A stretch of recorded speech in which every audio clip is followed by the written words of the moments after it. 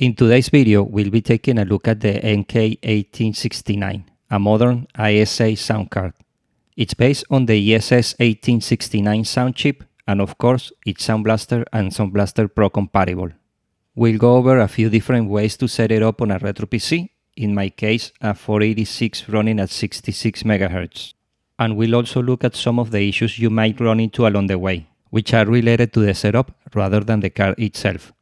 The MK1869 was designed and produced by the folks at PCMIDI.eu. If you go to their website, you'll find pretty much everything you need: drivers, documentation, some really useful tips, and ordering information. They also have a bunch of pretty cool projects, so it's definitely worth checking it out. And just to be clear, I bought this card with my own money. This is not a sponsored video. Okay, so let's take a closer look. The sound card has a PC speaker input, a CD-ROM audio input, an AC97 connector, and a wavetable header. On the bracket, you'll find a joystick MIDI port, line in, line out, a MIDI jack for MIDI out, and a USB 3 connector for future expansions, which seems promising. The sound card includes a mini plug to 5-pin MIDI adapter cable for connecting a MIDI module, and it connects to this mini jack.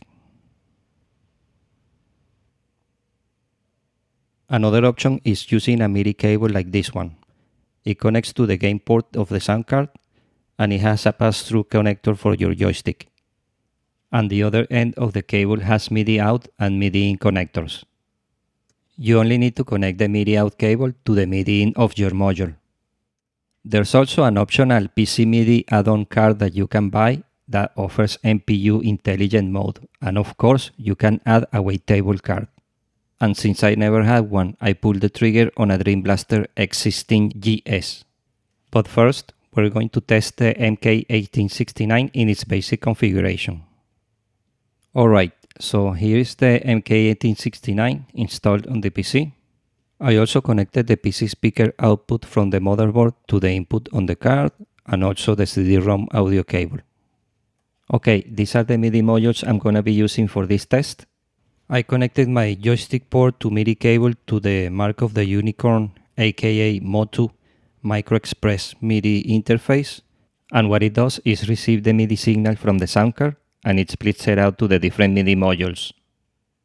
It also lets you tweak a bunch of other MIDI settings, but that's outside the scope of this video. You don't really need a MIDI interface to hook up MIDI modules for gaming. You can just chain them together using the MIDI through connector. Okay, at the bottom we have the Roland MT-32, and the line out goes into this first stereo channel of the mixer. Next we have the Roland SC-55 Mark II. Next we have the Roland JV-1010 right here. Then the Yamaha MU50. And this one here is the audio out of the sound card. Alright, let's boot up the PC and start setting up the MK1869. Okay, let's see if we get the PC speaker beep. Alright, good start. For reference, I recapped the motherboard last year, but not the power supply or the CD-ROM drive, so that's important to keep in mind when judging the noise floor or any weird interference coming from the system. Okay, the computer is up and running, and I already downloaded all the files and put them in a folder. Alright, let's see what we have. This first folder has the Windows 3.11 drivers. Then we have two separate folders for the audio rack software. One has the installation files I downloaded, and the other one was created when Windows installed the software. We can ignore this DM folder, that's some other stuff I downloaded. Okay, let's take a look at the batch file. It has two lines. The first line is to initialize the sound card. It sets the port, the IRQ, DMA channel D for the first one and E for the second one. B is for the MPU port, and J is for the joystick. The second line sets the volume levels. V is for the master volume, L for line in, W for wave or PCM audio, M for the microphone, but there's no microphone input anyway on this card. C is for CD audio, S for the ESFM synthesizer, which is the equivalent to the Yamaha's OPL3. A for the wavetable, and P for the PC speaker. Okay, the next file is the ESS config executable that is loaded in the batch file to initialize the sound card. Next, we have an ini file that stores these settings. We'll leave that alone. I created this other batch file for my own volume levels, so we can ignore that one. Next is the ESS volume executable to adjust the volume levels, and the classic README text file with a short description on how to use the ESS config and the ESS volume executables. Alright, so let's run the ESS batch file. And if your motherboard has plug-and-play support, like mine, this is the first problem you're going to run into. The sound card will be configured by the system's plug-and-play, and as you can see here, it says command line parameters ignored, and here it shows the current settings of the card. Okay, let's try ESS config without any switches. Same thing. Okay, so there are two ways to get around the plug-and-play not letting you modify the configuration. The first is to add an exclamation mark at the end of the ESS config executable. This lets you override the plug-and-play settings, which is something I didn't know was possible. And now you have access to the menu and change the values of whatever you need. Okay, so these are the IRQ options. Okay, so let me go back and show you the rest of the options. This is the DMA channel 1, or the first DMA. Then we have the DMA channel 2, or the second DMA. Next we have the base address, and most likely we're going to be using 220. Next we have the MPU-401, and you have also an option to disable it. And the last one is to enable or disable the joystick, and another option just to display the current settings. Okay, let's see what the ESS volume has to offer. I'll just use the question mark switch, and by the way, you don't need to use the exclamation mark for the volume. So this shows you all the details about the volume settings. Note that the volume range can be set from 0 to 15 and the PC speaker from 0 to 7. One thing I forgot to mention about the ESS config is that if you change any of the settings, for example, let's change the second DMA, that's option 3, and set it to DMA 0, which is option 1, then press escape to go back to the menu and escape again to exit.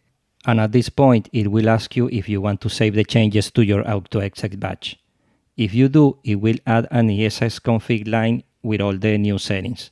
I'm going to select no, since I already added a line there, and I'll show you that in a second. And by the way, that won't change anything in your config sys. Okay, let's take a look at the AutoExec batch, as I already added some lines there. Okay, these lines here will be ignored by the rem command, and I'll explain them as we need them. The same goes for these two right here that were added when I installed the Windows drivers. And I'm going to enable this one to set the ESS config. Let me just change the MPU port to 330. And don't forget to add the exclamation mark at the end. Now we're going to enable this one to set the volume levels. Let's save the changes, and we're going to restart the PC.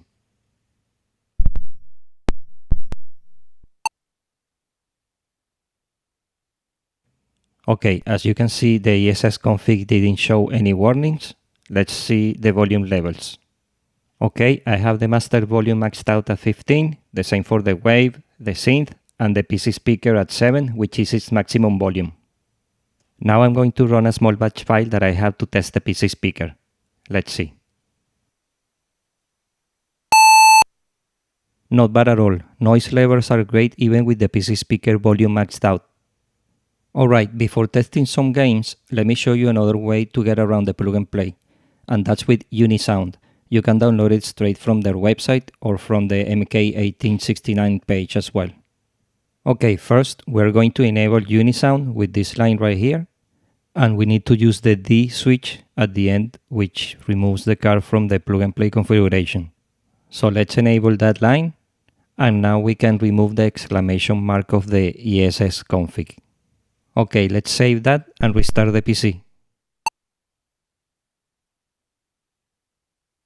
Okay, after rebooting the computer, you can see that Unisound detected the sound card and disabled it from the plug and play. ESS config loaded without issues, so that's another way to do it. Let's see the volume levels. Okay, now we're gonna run Unisound with the R switch, which is used to read the card current configuration. Okay, perfect. Let's run ESS config without the exclamation mark. Okay, no worries there. One thing to note is that running ESS config changes the volume levels. So let's run ESS volume again. And as you can see here, some of them change. So I'm going to run the batch file I created with my own volume settings. Okay, now we're going to test a few games.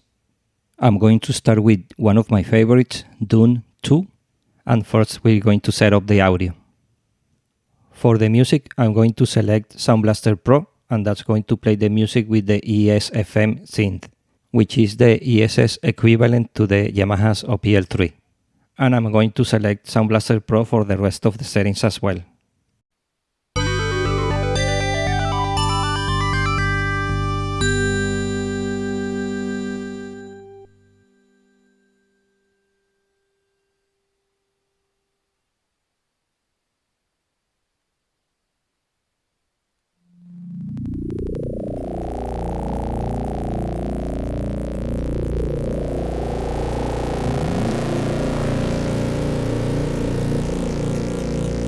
Planet Arrakis, known as Dune.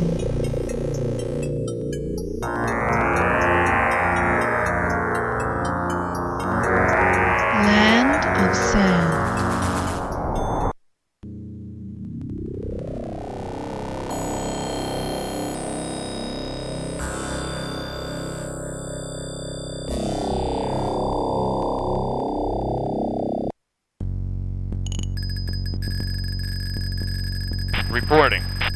Reporting. Warning, Ordos unit approaching. Reporting.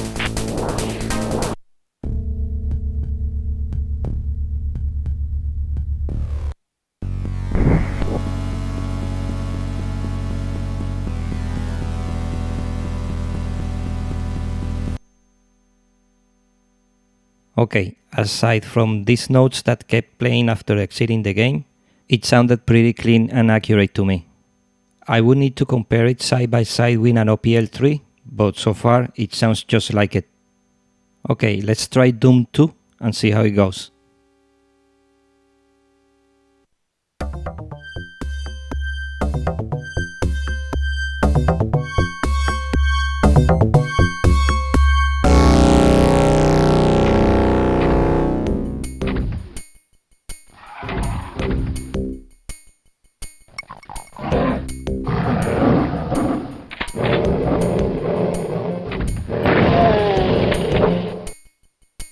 Okay, it sounds good to me. Let me know in the comments what do you think. Okay, for the rest of the video, I'm going to remove Unisound and switch back to ESS config with the exclamation mark. And I'm going to show you another issue I ran into when I did that. Let's reboot the PC first and launch Dune 2 again. And you'll notice that some of the audio is missing, like the narration in the intro and the sounds of the units when you click them.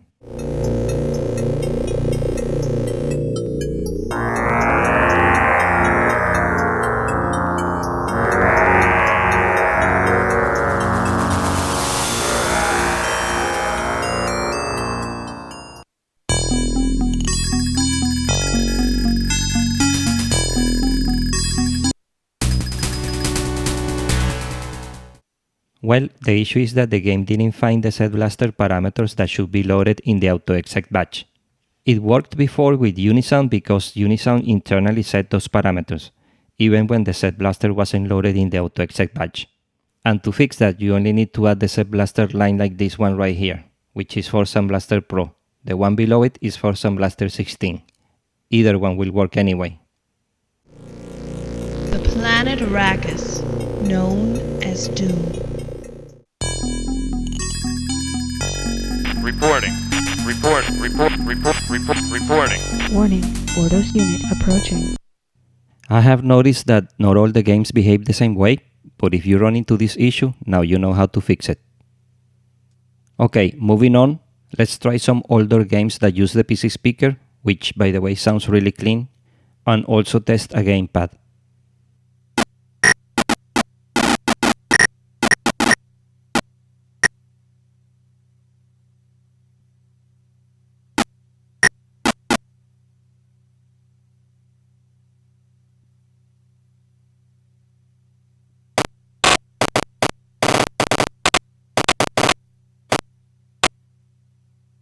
Okay, I connected this Gravis PC gamepad to the joystick MIDI port cable that I'm using.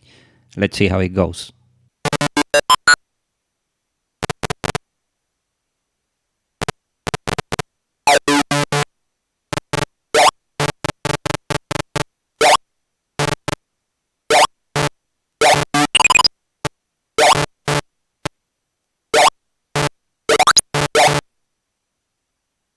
Alright, the gamepad works just fine, and I have to say that the PC speaker sounds super clean. Now we're going to test the MPU-401 in UART mode with the MT-32.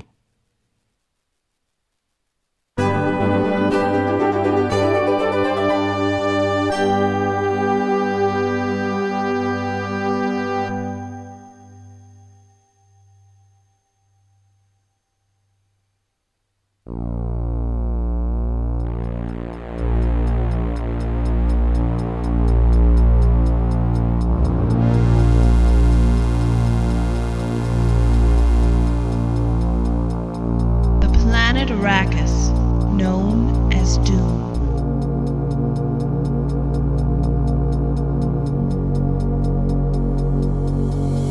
Land of sand.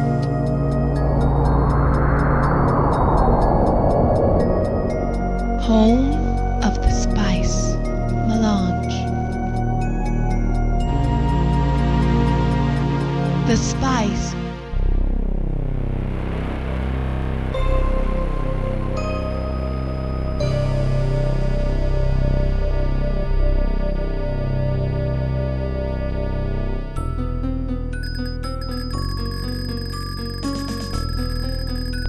Reporting. Warning, Ordos unit approaching.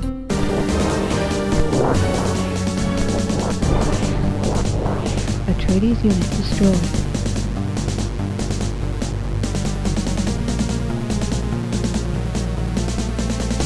Reporting. Reporting. Affirmative.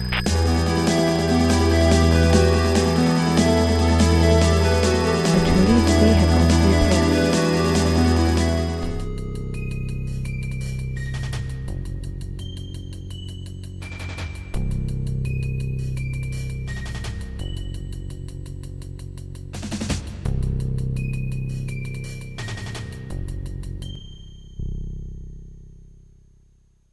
Okay, no problems there. Just keep in mind that only very old games require intelligent mode, and that's not the case for games like Doom 2. Now let's try it with General MIDI and the other sound modules.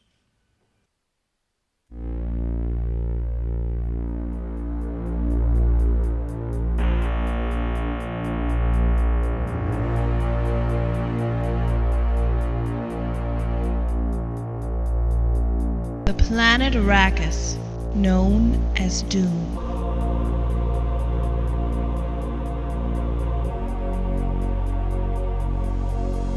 Land of sand.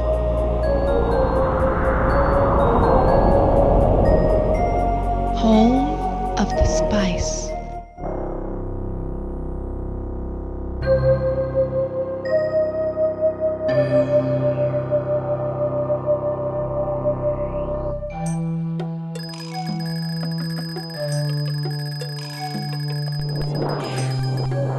Warning, Ordos unit approaching.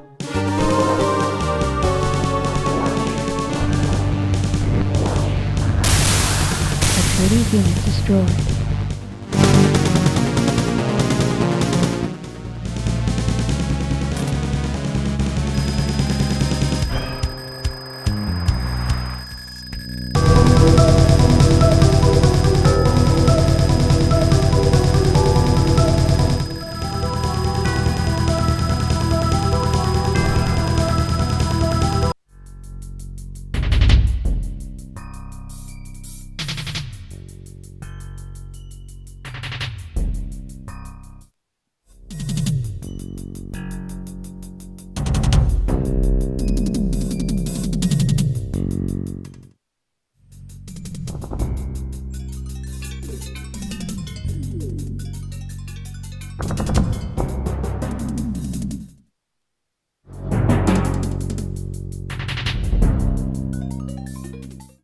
Alright, it's interesting how different MIDI modules add their own personality to the music.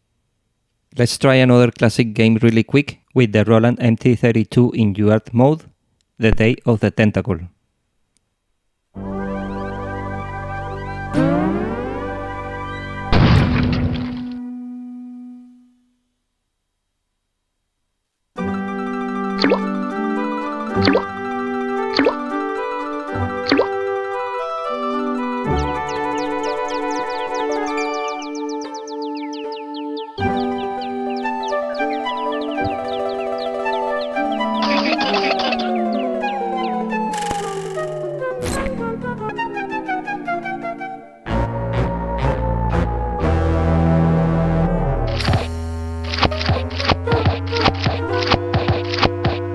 I'm thirsty. I don't think you should drink that. It looks bad for you. Nonsense. It makes me feel great. Smarter, more aggressive. I feel like I could. Like I could.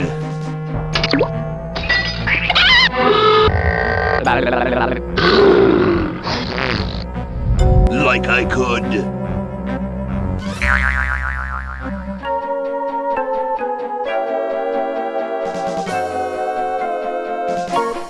Take on the world.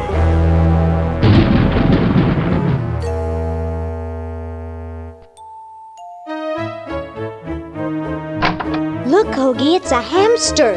Just what I need for dissection lab tomorrow.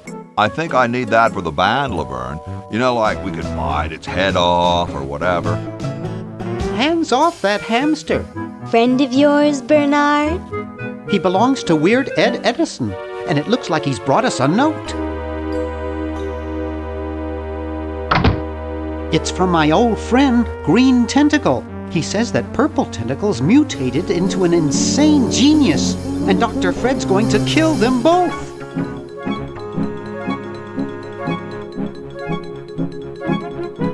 I thought I was free of Dr. Fred and those crazy Edisons forever.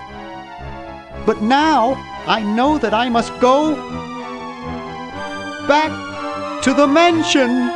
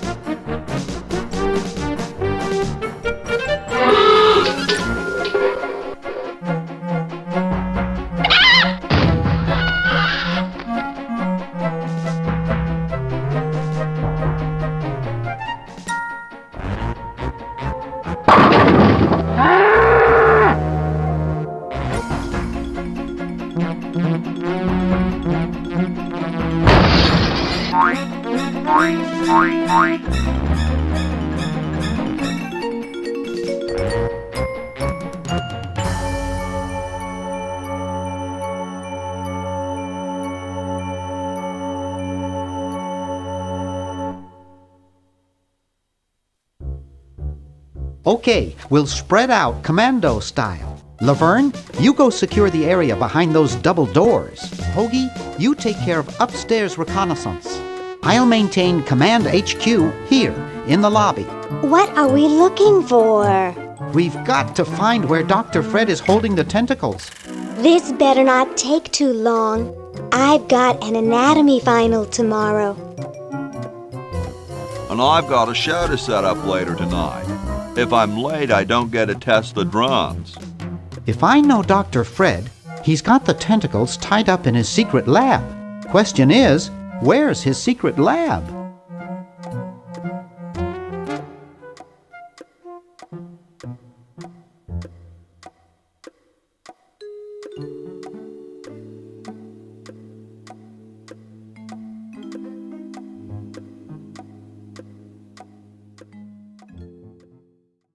The music and the art in this game are amazing. It's a really good game. Now let's test a game that requires MPU-401 Intelligent Mode and see what happens. So let's try Space Quest 3. Okay, so it didn't even start. And the PC actually crashed. There are also other ways this can go wrong, like timing issues, missing instruments, stock notes, or the music just not playing at all. Alright, now we are going to try the DreamBlaster X16 GS. This wavetable card includes an officially licensed Dream Roland GS sound bank, plus 1 GB of flash memory for additional sound banks. There is no need to connect an audio cable since the audio is routed internally through the wavetable header. I won't go into much detail here as PhilsComputerLab has a great video on it. I'll post the link in the description below. Okay, let's plug it in and we're ready to go. Just remember that the wavetable has its own separate volume, which is the aux B, and that's the letter A in the ESS volume settings, and this is the noise floor with the volume maxed out.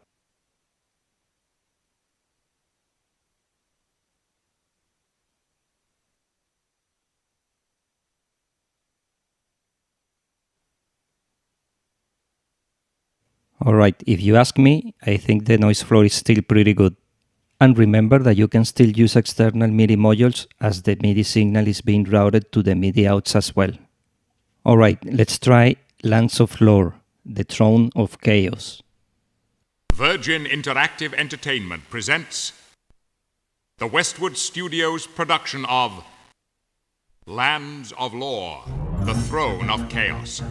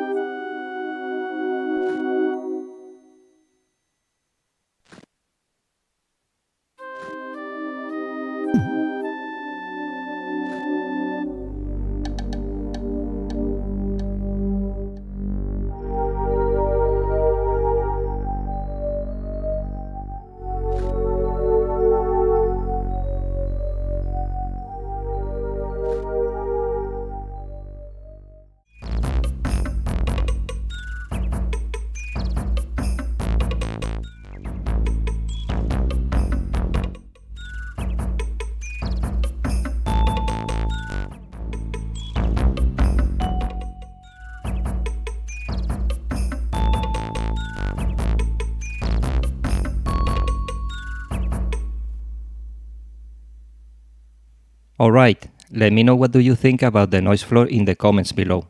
And by the way, the DreamBlaster X16 GS sounds identical to the Roland SC-55 Mark II. The 55 might sound a bit fuller, but if there's a difference, it's very minimal. If you don't have an SC-55, I highly recommend picking up a DreamBlaster X16 GS. Okay, let's try another game. This one is Shadowcaster.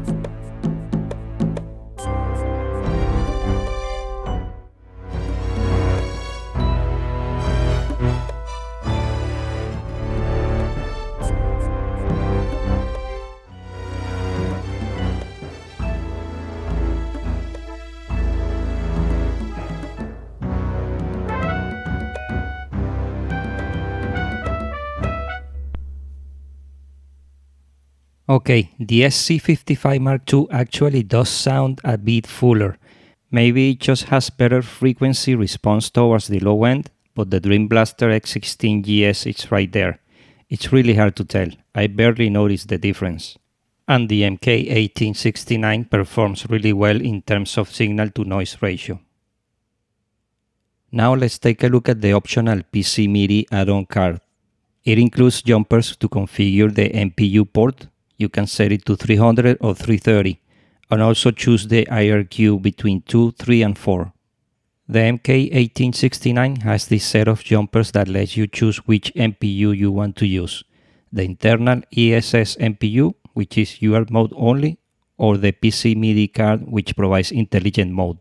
You can basically pick and choose what gets routed to the ESS MPU or the PCMIDI card. In my case, as you saw earlier, I have my MIDI modules connected to the MIDI gain port, so I need to set jumper 11 to position 1 and 2. That way the port is controlled by the PCMIDI card. If you're going to connect your MIDI modules through the MIDI jack instead, you can set jumper 12 to position 1 and 2. I'm not sure if there's a wavetable out there that can emulate an MT-32, but if that's the case, you probably want to route that through the PCMIDI card as well.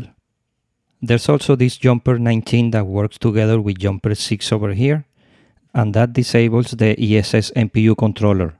I play around with those a little bit, but honestly there's really no need to mess with them, so I'm just leaving them at their recommended settings.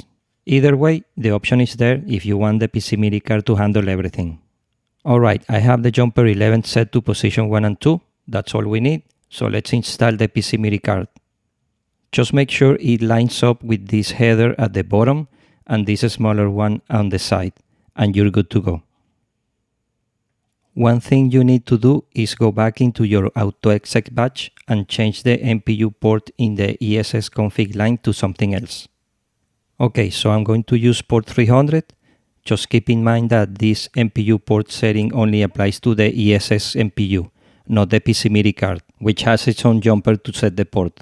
So if both end up using the same port, you're going to run into conflicts. Okay, now that we have the MPU Intelligent Mode working, let's try Space Quest 3 again.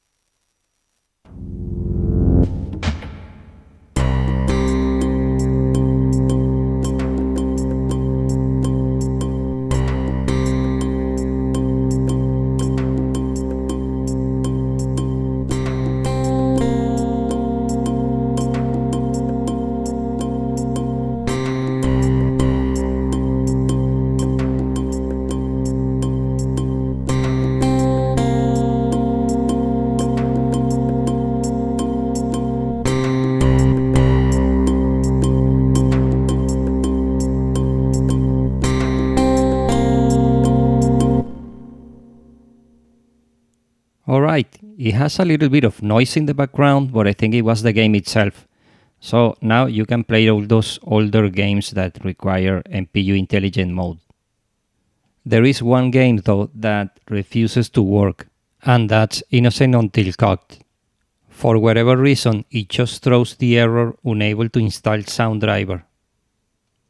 I also tested it with my Roland MPU IPC, and it didn't work either. So the MK1869 is clearly not the problem.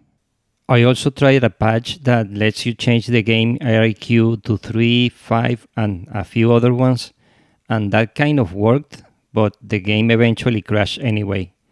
My guess is that the game may work with an earlier 486 motherboard, but I haven't tested that yet. Now we're going to check out the Windows 3.11 drivers. I already installed them, and once you do that, you'll want to remove the lines in the AutoExec batch that were added by the installer, since you already added your own earlier. So you'll want to remove these two lines right here. They're easy to spot because they point to the Windows folder. And of course, you want to keep these two lines right here. Alright, let's start Windows. First, let me quickly show you the folders I use for the files I downloaded and the installation. Remember, the MK1869 website has all the drivers you need. This folder here contains the Windows 3.11 drivers. This other one contains the audio rack software installation files, and this one is where I had Windows install them. Once you install the drivers, you should find them in the control panel under the drivers section. You should see these two right here, the ESS audio drive. This one controls the basic ESS drivers, and this one is for the ESS MPU-401.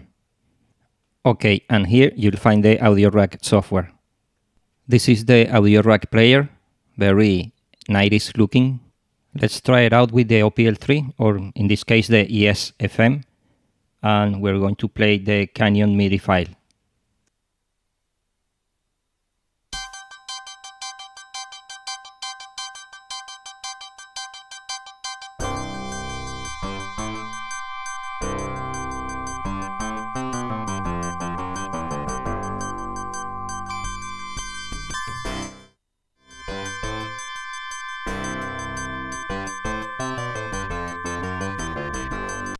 Okay, no problems there. And let me see if we can install the Roland MPU-401 driver. And to do that, you need to go into the drivers menu, add a new one, and select this option right here, Roland MPU-401. And that's going to ask you for the Windows installation disk number 6. Alright, once you've done that, you'll get this error message here, but that's normal since it hasn't been configured yet. So let's set it up to port 330. And interrupt 2. And that's going to ask you to restart Windows, so let's do that. Okay, we're back in Windows, and let's go into the MIDI mapper and set one up for the Roland MT-32 with the Roland MPU-401. Okay, and all we need to do here is set the port name to Roland MPU-401 and the patch name to MT-32. We only need to do that for the first 10 channels, since the MT-32 was not designed to use 16 channels, and the general MIDI standard came a few years later. For channel 10, you can select MT-32 percussion. I'm not sure if that's really necessary, since I tested it the other way around and it still seemed to work just fine. Or that's what I think it did. Okay, let's see how the Canyon MIDI file sounds like now with the MT-32.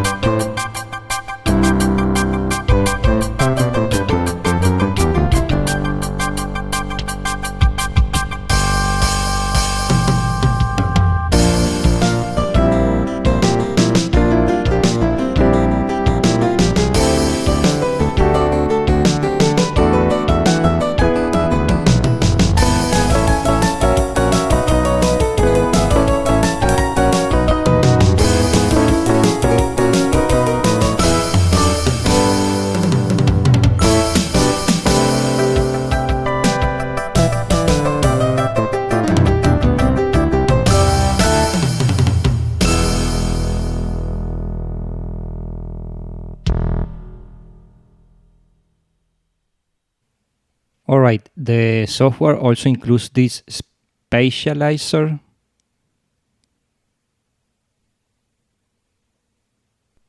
And I wouldn't recommend it. Next, we have these tone controls to add a little bit of bass and treble or treble. Alright, let's take a look at the audio recorder and let's play a WAV file. Audio drive. Audio drive. Alright, how about the audio rack player? Audio drive. And of course, we want to try a Windows game. Let's try the Journeyman Project Turbo.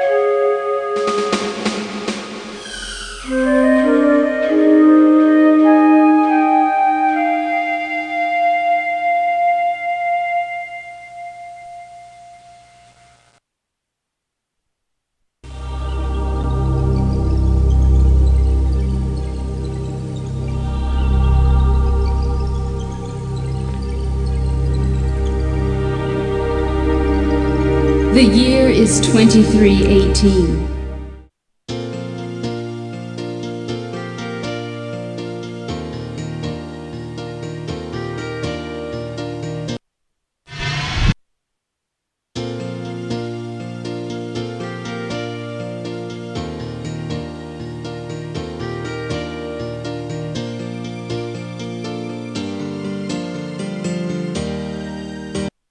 All right, it sounds really good considering those audio files were really crappy, but that was the technology they had back then.